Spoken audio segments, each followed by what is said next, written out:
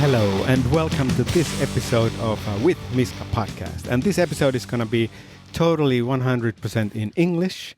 My guest is an American, Stephen Lee, and we're going to be speaking English the whole time. But he actually lives in Finland. He's been in Finland for many, many years. We talk about that quite a lot too. I met Stephen for the first time when we both were acting in a UFO film. Well, it was just a trailer. It was a trailer for this Finnish film, which never happened, but we acted in the trailer and spent 2 nights in a Finnish forest full of snow. Well, it wasn't full of snow, but there was some snow definitely there. So that's how we met. And Stephen has been also doing quite a lot of music, and we talk about that. And I didn't know that he has had so many careers. And he was also involved pretty intensely in the tech boom of the around year 2000 in Finland. And there's also a book by Mato Valtonen about the tech boom. I don't know what's the name, but it's written by Mato Valtonen. And he's also involved in that whole, the company was, I think it was called Wapit. It was like one of these tech companies. Okay, anyway, so Stephen is going to talk about that. And we talk about America quite a lot and also the protests and Black Lives Matter. So this is a really informative podcast to me too. That's pretty much all. Enjoy the podcast with me and Stephen Lee.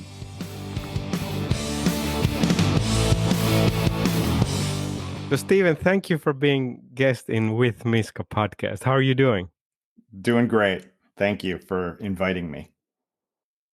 So where are you? I am right now in the middle of the Nuncio forest in a small cabin in the summertime sunshine near the lake of Siikajärvi.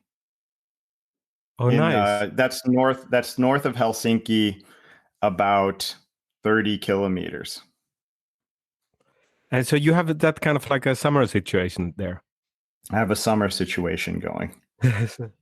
Are you there with your family or by yourself, or how are you there? I'm here. My kids come and visit me every once in a while. And you're there for the whole summer? And I'm here for the whole summer.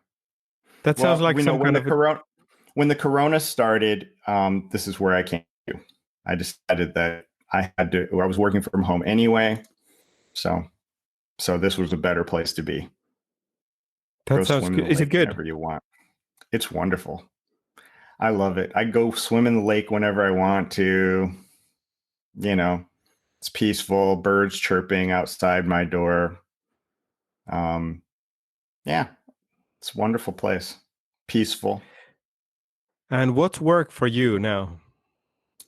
I'm a communications person. I do PR and media relations I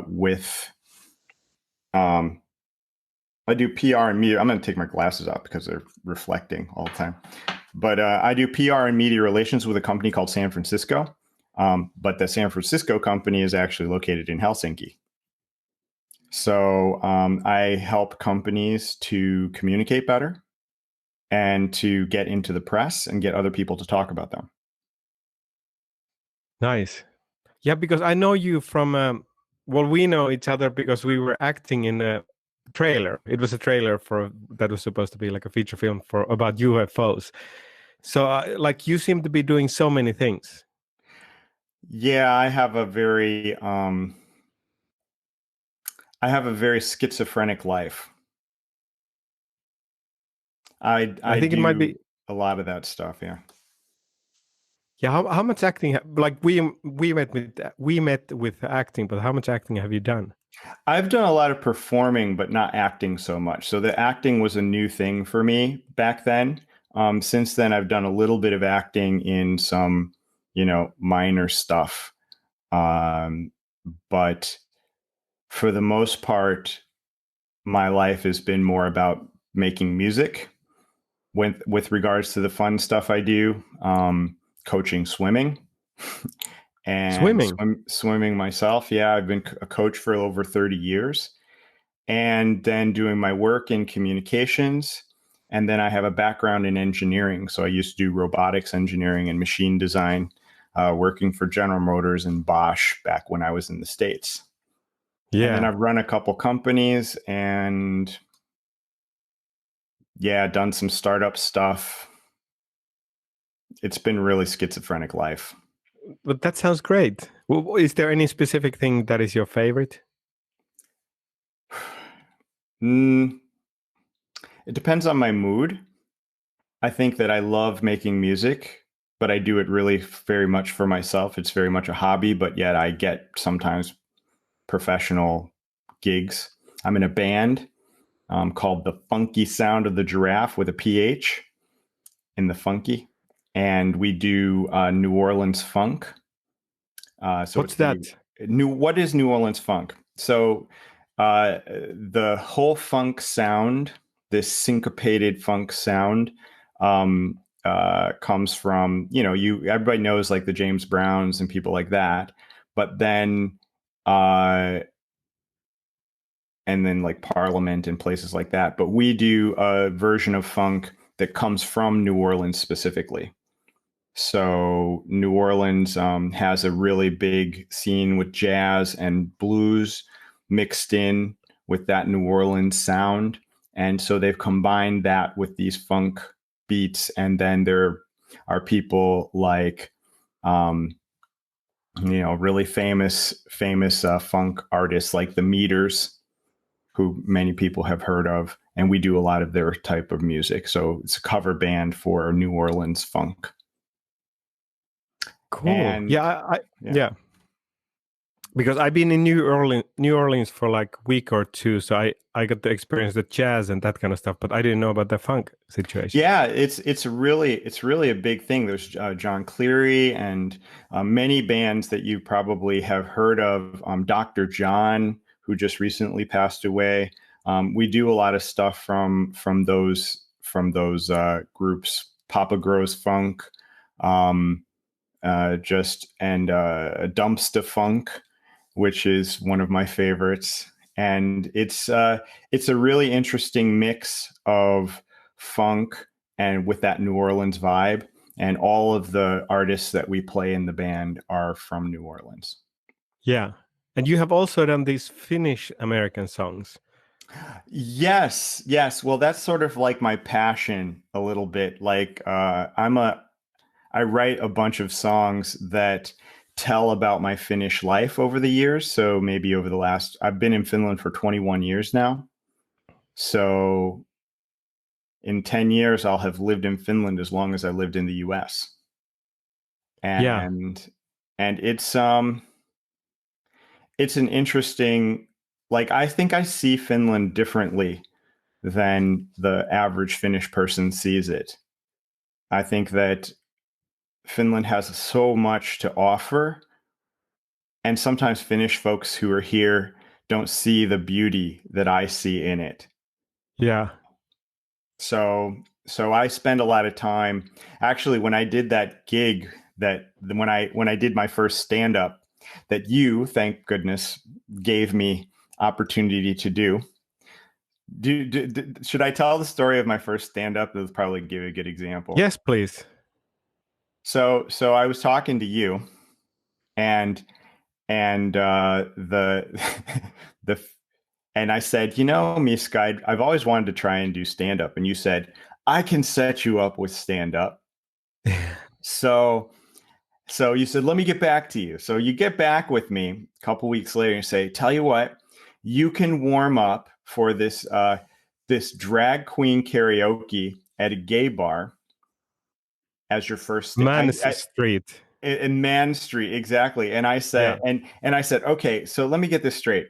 You want me to do my first gig as the warm up for drag queen improv karaoke with Peaches Vadelma as my first stand up in a gay bar. You're like, yes. And I said, I'll take it. And so I went there and it was an amazing night. And I got to tell my first jokes. And one of the jokes that I told was this one because people very often the Finnish language is just such an amazing language. I mean, Finns don't realize how amazing their language is because so many words that they have are actually just so smart, like tietokone, right? Knowledge machine. Of course, it's a knowledge machine. Tietokone. Yeah. But my favorite word in Finnish is apolanta, which is fertilizer, but it's help shit. Yeah. Apolanta is Yeah. help shit. And I'm like, of course it's help shit. That's perfect. Help shit is like the perfect word. So that's my favorite word in Finnish is help shit or apolanta. And So you have made songs about the yeah, Finnish sayings. Is sayings they are called, right? that's true. That's true. I mean, I actually made a song also in Finnish. I've actually written a song in Finnish that was about that was about apolanta. Well, that was talking about apolanta, which is Yeah. the double meaning of that is that the shit you go through in your life helps you grow, right? So it kind of like Yeah. only in Finnish could you get that. Where But can we find all these songs? oh man, I can give you a link to I have a SoundCloud channel. But if someone's listening to it right now, If someone's listening, what? like I mean, what should they Google?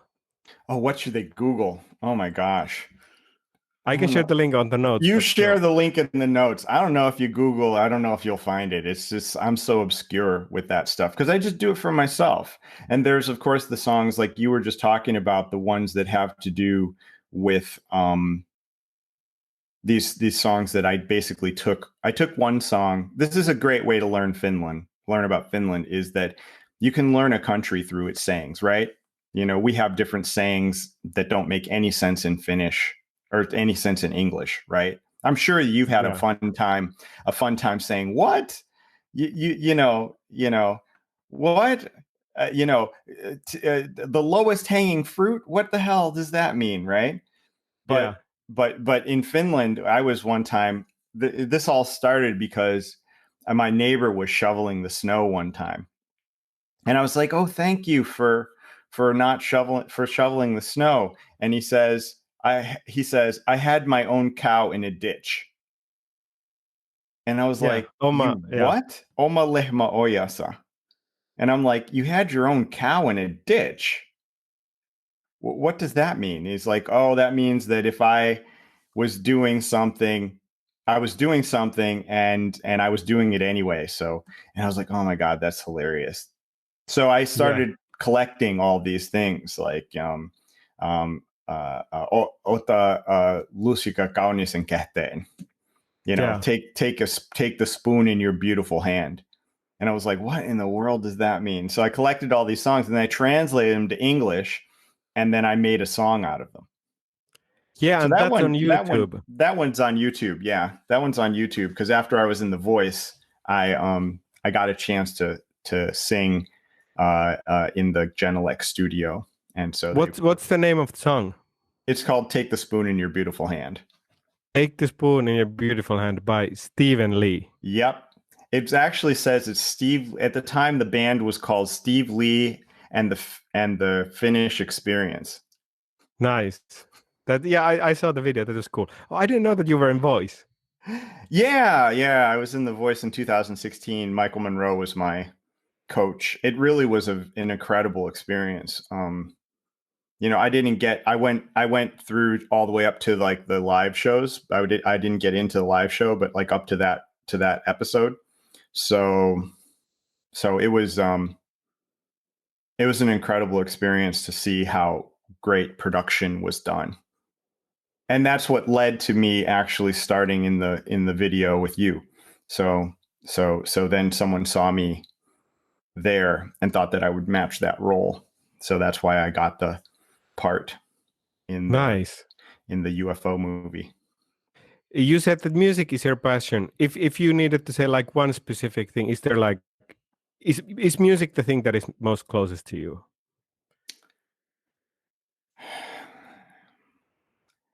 Actually, actually, music is an outlet for me. It happens when it happens. You know, a lot of people maybe write music as a profession, and I really respect those people because I don't think that I could do it as a profession. I think that it's much more of an outlet, and I love to sing, and it makes me feel good. But but I think I'm also very passionate about the work that I do, and and I think that helping companies to communicate and helping people to do things that they've never been able to do before, and being, you know, I do a lot of public speaking and other stuff too. So I think when I can inspire and coach people to do things that they didn't think they were capable of doing, I think that's where my passion really lies. And Yeah, I'm just lucky enough to be able to do that in something that pays me pays me a salary. So nice. Yeah, and it pays probably better than insi- the music stuff that can be pretty flaky with the money. it's hard to think of it, to think of music that way. I like I said, I really admire people who do music that way because they are really letting a part of their soul out to, and they have to then, I think that there are certain compromises that have to be made when you're not a popular musician already. And Yeah. I think that I think it would be really hard to do. I definitely thought about it. My sister is a professional musician, so she has a PhD, or a doctorate of music, MD, doctor of music in violin, and she is, teaching music in music school and stuff like this, and in orchestras. She happens to live in Uganda right now, but yeah, How's that? my parents are upset because my parents live in Ohio, and then my one sister lives in LA, and my other sister lives in Uganda, and I live in Finland. And they're kind of like, doesn't anyone want to be close to home? Yeah, yeah. Well, that actually leads me to where did you grow up? Yeah, I grew up in Ohio, but I left Ohio when I was like, well, I went to school in Michigan, and then I Of ended up for what? working for engineering and machine design. So I'm a mechanical engineer, um, by my degree in engineering, and I've Yeah. done electrical and mechanical engineering and industrial engineering and robotics and factory design and quality control, that sort of stuff. So completely different from communications, which I do now. And so I then I was living for some time in Indiana after I left school, and then I moved to Colorado, and I lived in Colorado for around 6 years, and then I moved to But Finland. yeah, why Finland and what happened? When I was living in Indiana, I was swimming in a swimming pool and coaching and swimming a master's team in the YMCA in South Bend, Indiana. And some woman was swimming in a lane with me, and she smacked me in the head with her fist as her arm was coming over. She smacked me in the head, and and she was Finnish. And then I ended up in Finland. No, then we Sounds got like a then I interviewed her for the job of being my spouse. nice. And she was there, and then you And fell then in love. she And answered all the questions right, and I was like, "Damn!" And then I ended up in Finland. she was a swimmer. And she was training for triathlon, so she was actually doing for fun like these long distance Ironman triathlons. So And 1999, you moved to Finland. in Is that 1999, I moved to Finland. Yeah. yeah? How was that like coming from America too? How was that? Well, it was interesting because, I was an exchange student in Brazil, for example, and I was absolutely sure that the rest of my life I would be living in Brazil. I was looking for jobs. I was going to live in Brazil, and then this Finnish woman shows up in my life, and and And so then so we moved to Finland to go to school, but I didn't move to like Helsinki or something like that. Oh no, not me. We moved to Mikkeli, which is in the middle of the Finland. Yes. And so we moved to Mikkeli to go to school. I was getting my MBA at the Helsinki School of Economics program there. That was a special program for digital technology management. And it was a 1.5 year program. I spent a 1.5 years in Mikkeli when I first arrived. And my attitude was that I was going to do absolutely everything that Finnish people did. So I decided that, when I came here, it's like minus 30 and snow. I'm arriving in January, so it's dark. Luckily there was snow. And I remember my friend talked me into going to swimming in the hole in the ice, Avanto. And so I was like, okay, yeah, definitely. She's like, it's so healthy, you got to go do it. So it's like about minus 24. I didn't know at the time, but we're going over to the hole in the ice, and like got this towel with me and everything. And we go to this swimming place that is this ice swimming place that has like the little bubbler in the water to keep the ice from freezing. And there's no sauna or anything. It's just you go into to this little warm room to change, and you go out. And so I go out and I stand next to the hole naked. The girls are on the other side, my wife and this friend. And I just like, okay, so I'm going in. I just go in. Come back out. I'd put my towel on the ground so that I could it's because the ground's like covered with ice because people have been coming in and out of the water. So, it's freezing your feet. And so I'm standing on the towel for a second. Then I go inside and my towel is stuck to the ground. So I'm like pulling on it, trying to get it off the ground. And the girls are like, is everything okay over there? And I'm like, and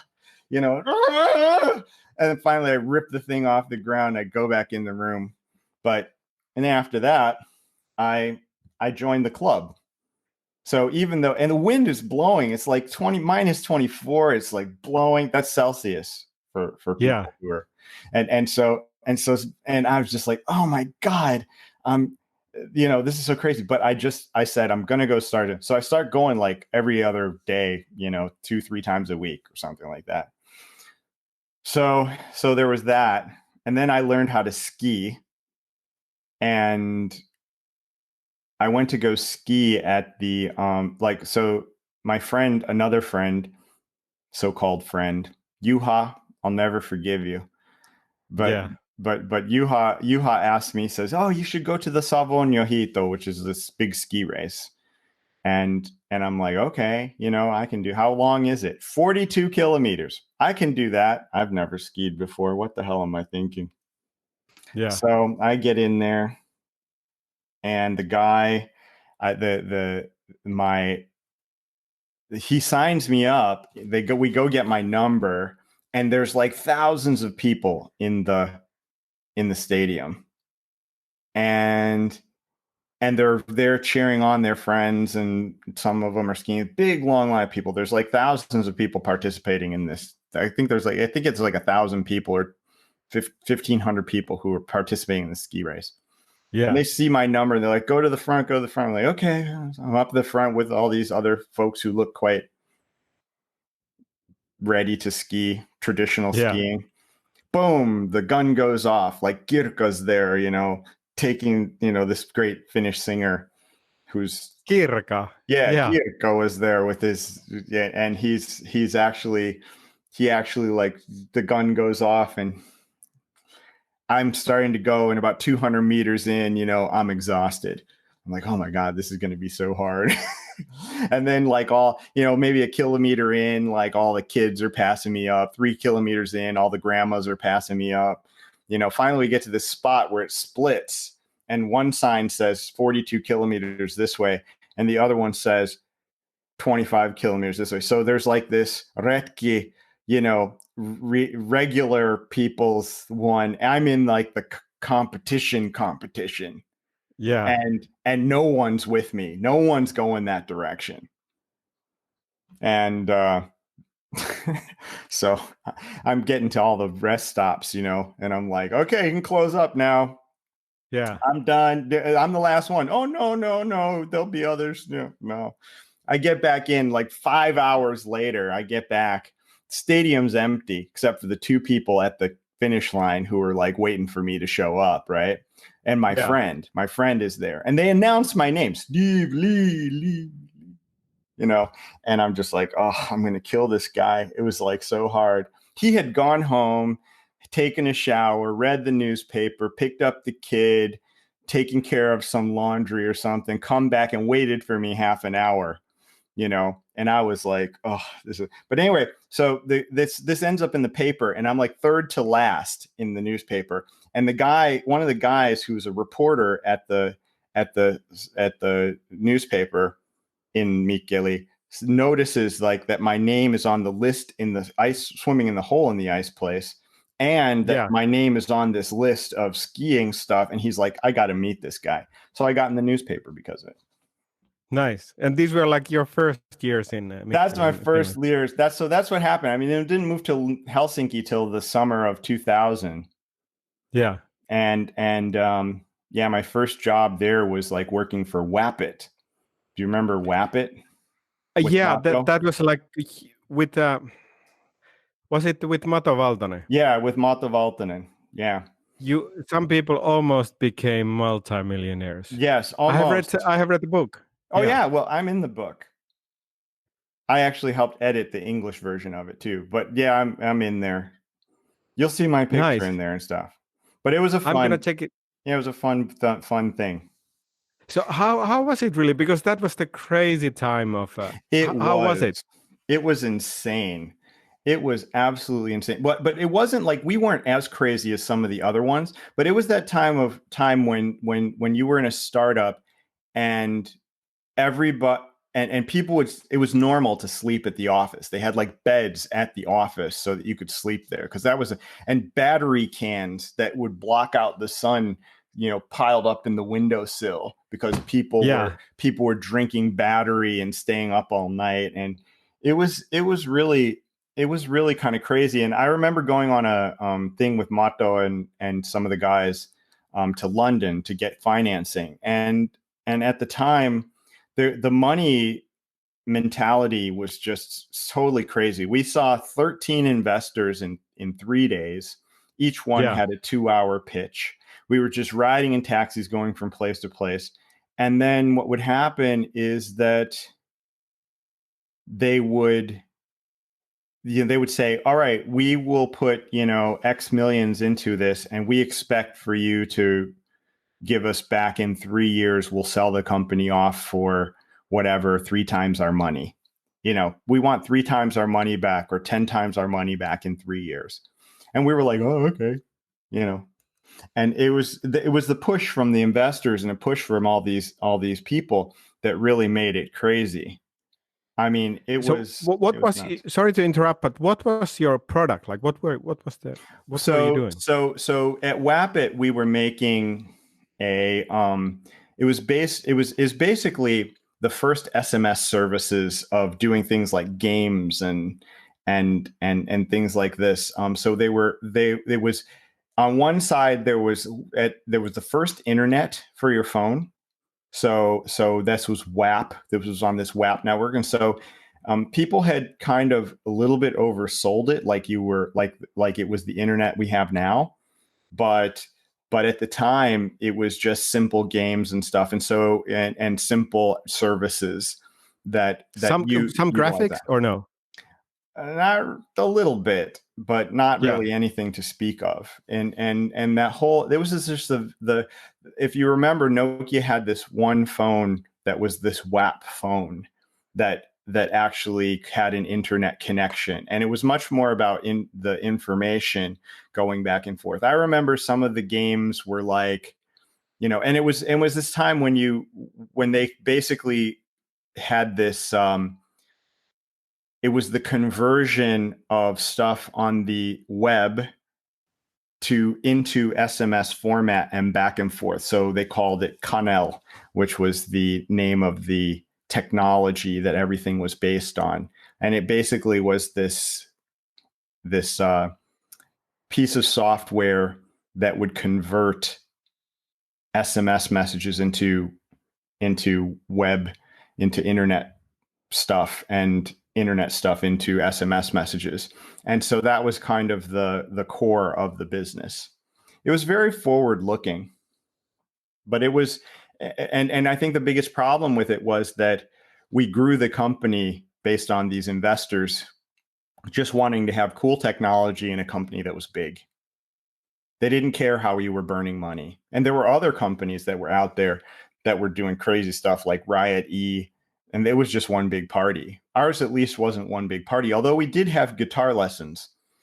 And what was interesting was that Mato and myself and everybody, we continued the guitar lessons after the company was already over.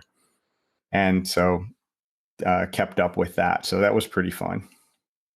So what you were selling was this software that brings SMS and yeah, we were. I'm trying to just get a clear idea. Yeah. What were so you? we were. You actually selling? You know what? People? You're as confused as everybody else was that was back then. So it was. It's really pretty funny. But basically, the technology was that how do you make money from SMS at the time?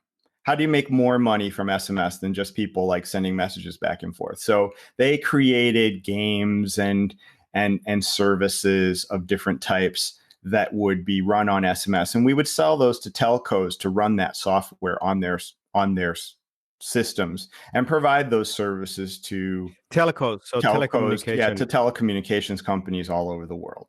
So the telecommunications companies would install this software, and we would help them maintain the software, and then they would be able to make more revenue from different types of SMS games and WAP games. So there's a big party, and you're getting so much money, and you're almost multimillionaires. But what happened? What went wrong? Well, the thing is that the world crashed in 2000.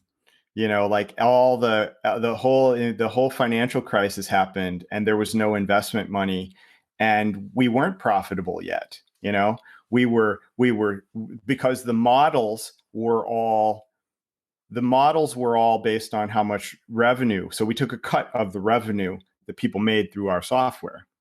So you're basically giving the software away for free, and then saying, whenever you make money, we make money. So that was the model. And of course, nobody was making money yet, because they had just started installing the software or just started to do the stuff. They still had to market it. They still had to do. But I got a chance to travel all over with Wapit. I went to China. I went to Malaysia. I went all over the Far East because people wanted to do this. I was in Thailand, working with different telcos and other people. I was a product manager there, so I was responsible for all the products that they had created. I think also one of the problems with Wapit is there were too many products. There wasn't one thing that they focused on. So, what did you come out? What did you learn from that? Wow, I learned so much. One is that you need to make money. Like there needs to be real revenue coming in to support the business. Second is don't do too many things at the same time. Third was that investors are out to make revenue and don't care about very much else. Yeah. Nowadays, they talk a lot about impact. And I do see some investors who are out there saying that, yes, we really, truly do care about impact. And we truly do care about the people that are in our portfolio. I'm sorry, can you tell me what impact means in that? Impact what meaning that they make a difference in the world, that they're doing something sustainable that your business is actually doing something to affect people's lives socially, or or or changing the world in some sort of way, doing good for the world in one way or another. Yeah. So there are situations in which I see some investors actually thinking about that, or at least talking about it. But in truth, if you're not generating revenue, it's not sustainable. And I don't think that generating revenue is a bad thing. But we can't lie to ourselves and think that businesses are not about generating revenue. So all the things that you see going on, all the wokeness that you hear about diversity and everything that companies want to have, I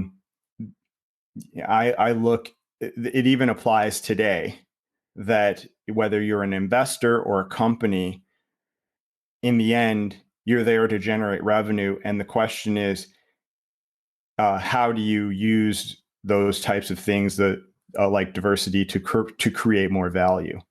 And if you approach a company in a way in which they're not just doing it to be nice, individuals can do stuff to be nice, but companies really don't. And you need to find value in diversity in order for companies to take it seriously. So the value that companies are seeing today in the unrest and everything that's happening right now, that is that they're going to lose business, or or they're going to lose customers. And okay, so I mean, that's just honest. They just need to be honest with themselves that's the way they see it. We're going to lose customers if we don't become more diverse. We're going to lose customers if we don't understand those markets better, because we need people. You cannot have a company now that you hire people who are the same as you are, and then expect to do innovative stuff. You need people who are different from you in order to be innovative. Because otherwise you get in a silo and you just do the same shit everyone else is doing. Is there lots of talk about diversity in Finland? Yeah, it has really woke a lot of people up. I mean, I was really impressed with the fact that 3,000 plus people came out to the capital, Senatintori, and it was amazing to see so many white people with signs that say Black Lives Matter. I get amazed quite regularly in Finland because of this kind of stuff. I was at a party where they were playing like 50 Cent or something, all this stuff. And these blonde women are like dancing out there, and they like know every word to the song. And everyone is white except for me. And I'm just like going, wow, if 50 Cent could see this, and it's really an amazing, I think Finland in general really embraces a lot of the culture. I know people here in Finland who are scholars on soul and hip hop music. They've actually studied it and done theses on the genre. And you're like, why? And it's because they're just interested. They find so much inspiration in it. So these are the things that maybe don't get talked about in the news so much, because there's just so much interest and love. Of course, Finland does have its issues. I mean, even recently, I know an incident where someone got like kicked off a train for what seems to be, sort of a profiling situation. So it's not to say that there's not issues here in Finland also, but there's a lot of also. I'm also very proud of Finland and how progressive it is in many cases. But I think that I'm maybe a little bit different sometimes too, because I came here and I swam in the hole in the ice. I came here and I learned how to ski. I think through those things, and I did the same thing in Brazil. I didn't swim in the hole in the ice in Brazil, but I tried to do things that the culture, I tried to respect the culture. I tried to learn the language. I write songs about it. I've really tried to adopt the culture very heavily into my life. And as a result, even though I don't think I can ever be Finnish per se, even though I do have Finnish citizenship now, I think that these things are really important whenever you go to another country to do it their way so that you can show them that you respect the way they're doing it. And usually, at least here in Finland, what has happened is that people have then been interested in me. So it's a two-way street. Well, I understand because I'm here in America and I've been here for many years, and I'm every day constantly I'm foreign. Yeah. People might not look at me that I'm from somewhere outside America, but when I start speaking, they hear the accent.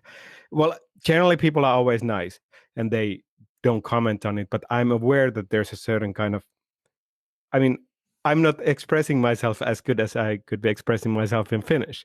So in some ways, I always feel foreign when I open my mouth, but people are nice. But that's a good thing, you know. I think that one of the beauties of, like, I don't try to be Finnish. I try to be me. I don't like people sometimes make the mistake of saying, "Oh, I don't fit in," or I'm not. I'll never be Finnish, right? I'll never be one of them. And it's like, okay, you know, the spice is that you're not. You know, how boring would that be to be like everybody else?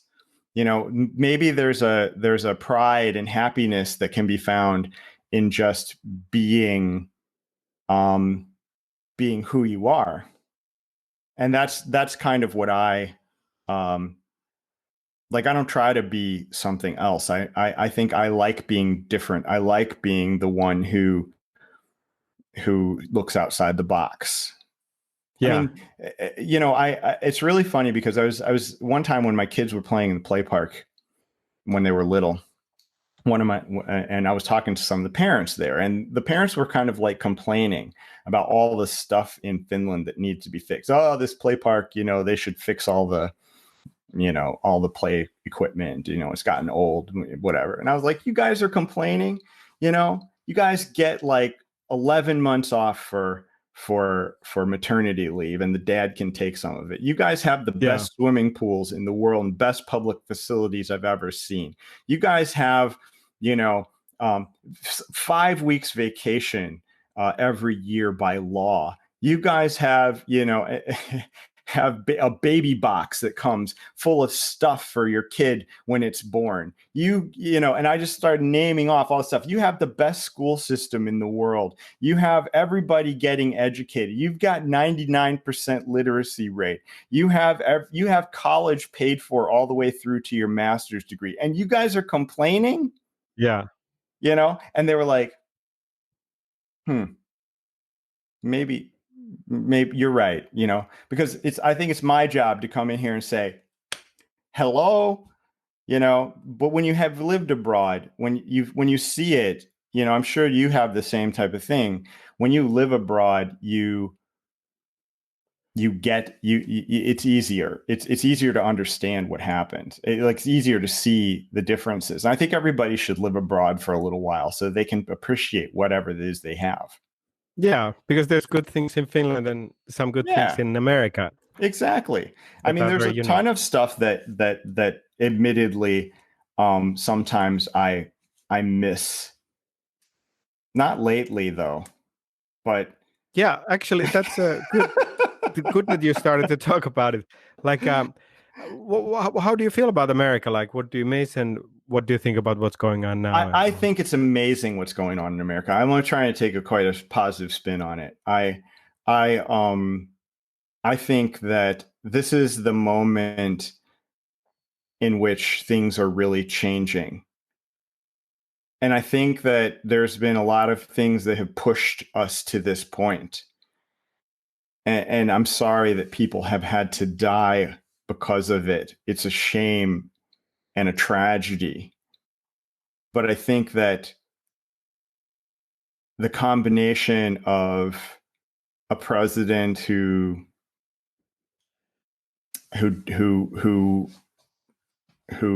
stokes a lot of emotion in people, who doesn't back down from things that he's saying. I think that the systematic racism that I have also experienced there, amazingly, it's really funny because I don't feel as much pressure for a lot of reasons living in Finland than I do being judged in the US because of the color of my skin. Can you tell me a little bit more about that? Because I don't have that experience. Yeah, well, okay. So I was in the States not too long ago, and I was visiting with my family there, and we were driving across Indiana, and my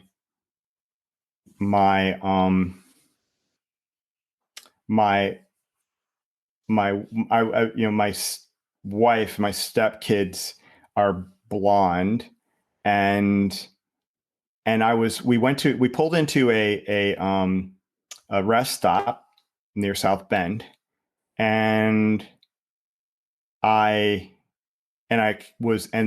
wife went my wife went over to the bathroom, and I was walking out with the kids. A state patrol car was coming in, was going to go get gas, quickly looks over, sees me, turns as I'm walking out with the kids, and start to slowly drive past and talk on the radio, calling in me. And then drives past again, really, really slow, watching as the kids get in the car. Then my wife shows up, and then everything's fine. But it's just like I was a suspect because I was with my stepkids. And this is and I remember times in the States when I was growing up that I thought that I would walk past someone in town or someone sitting in their car, and they would lock the doors. Or, so there's this like unconscious bias that is going on all the time because people have been taught to be afraid of people who look like me. And anyone who knows me doesn't think that. And that's hard to come to terms with.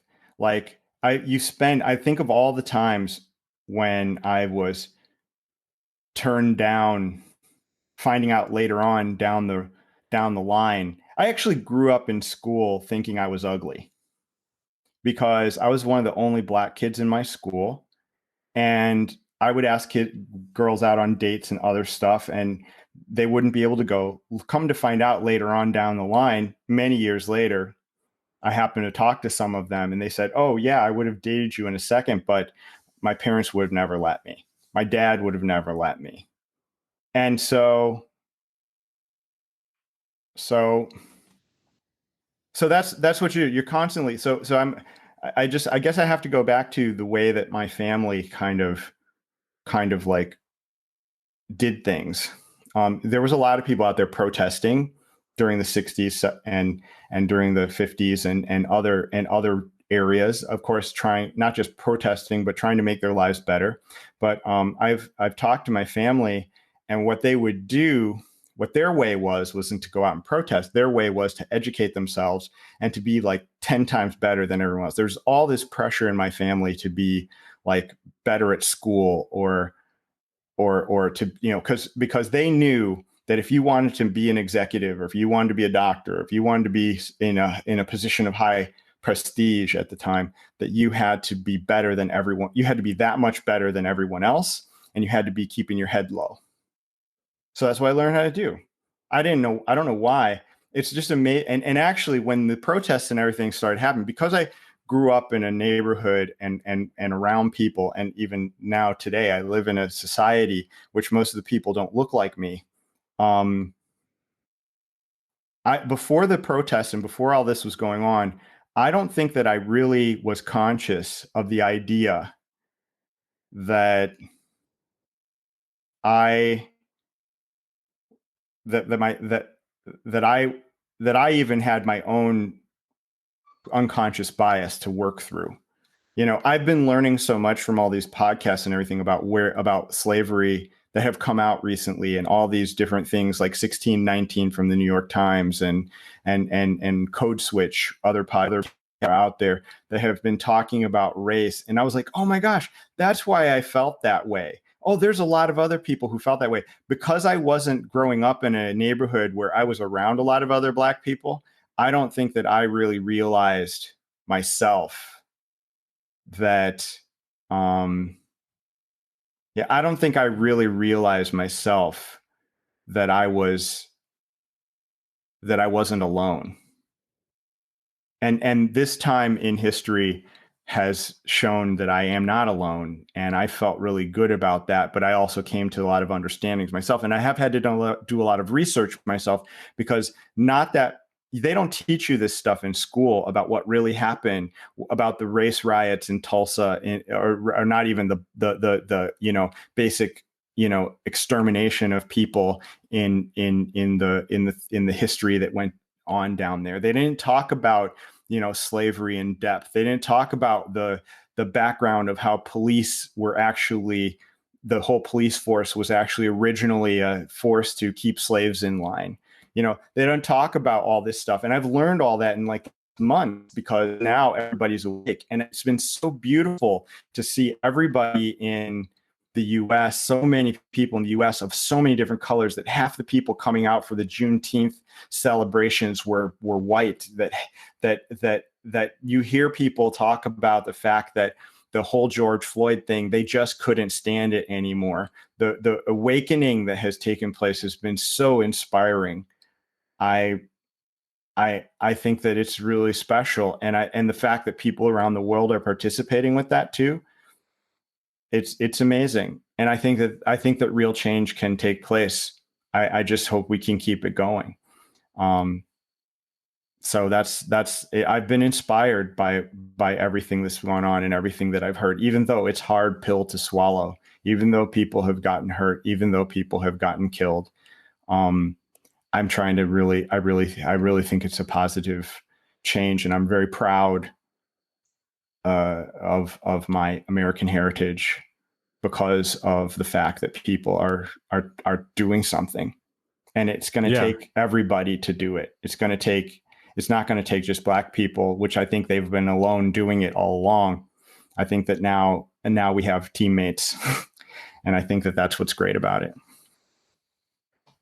Yeah, I'm feeling the same way too, that what's going on now, it feels special, and I feel that there's a change, especially with how diverse the groups in the protests have been. And lots of young people, at least here in LA, like almost like the next generation of people.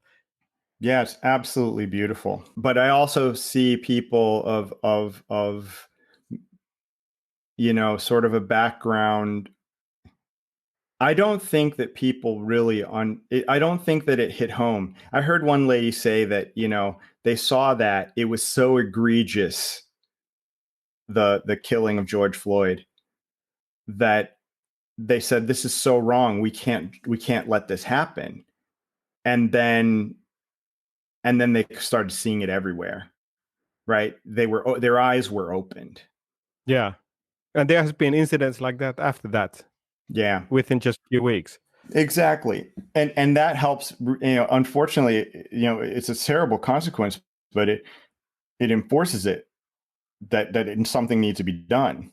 So I had this friend, Laura Smith, who also lives here in Finland, who was talking about how you'd make change to this happen. How do you do this in a concrete way?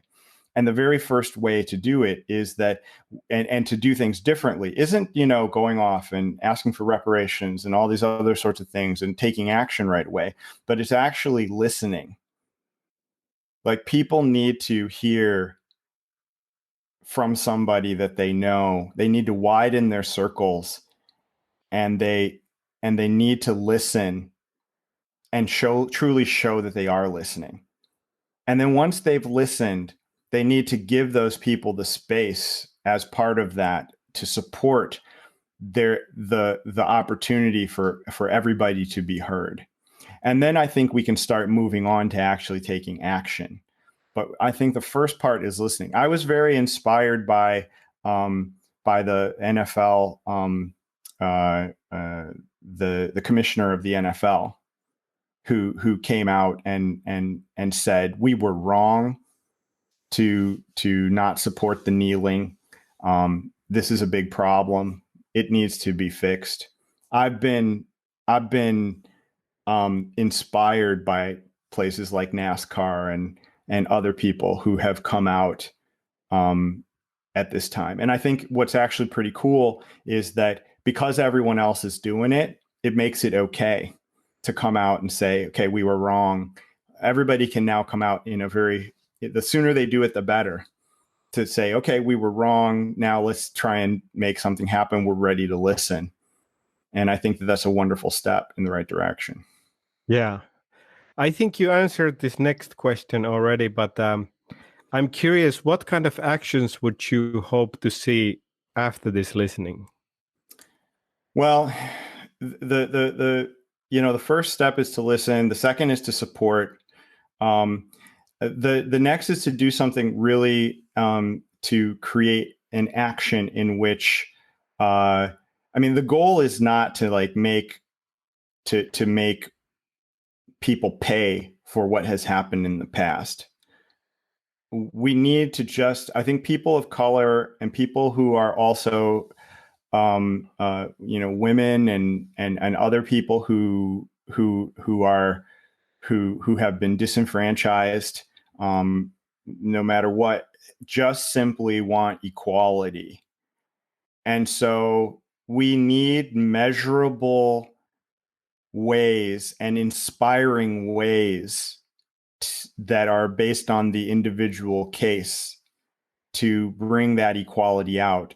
I was listening to a thing about doctors, and one thing that they noticed by using data in one hospital was that white males were provided a certain drug for one disease, 5 times more than Black people with the same disease. And this unconscious bias we can use things like technology to help bring it to our face and not be afraid of it. And I would like to see us just put in place ways that remind us of these things, for us to get comfortable knowing them, and then that allows us to take action. Because I don't think people are not taking action because they're bad people, more because they're either afraid and they just need to get used to things, or they just are completely unaware because of the environment that they grew up in. I haven't known of so much of the stuff that's coming out now. And as a person of color, you'd think I'd know it, but I didn't. I don't know the stuff because it wasn't taught to me. People, even of my parents' generation, they tried to hide it. They tried to make it so that it would, they tried to tell the good story and whatever, or not say anything at all. No, that doesn't work. We need to be faced with the stuff. We need to regularly be faced with our unconscious bias.